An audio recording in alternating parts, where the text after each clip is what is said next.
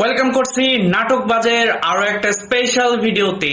Thumbnail দেখেই বুঝতে পারছেন আজকে আমরা কথা বলবো আপনজন 3 এই নাটকটি কবে আসবে। এরই মধ্যে আপনারা আশা করি আপনজন 1 এবং 2 নাম্বার পর্বটি দেখে ফেলেছেন।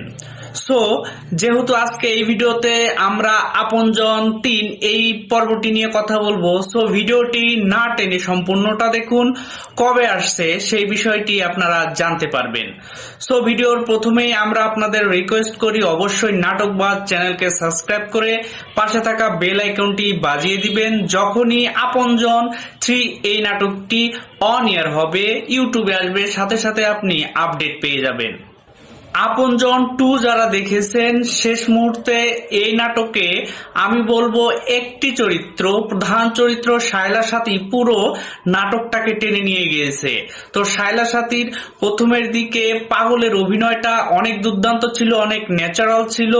পরে যারা আমরা পুরো নাটকটা দেখেছি, আমরা দেখেছি যে শায়লা সাথীর মাকে তার আপন ভাই সম্পত্তির লোভে পড়ে খুন করে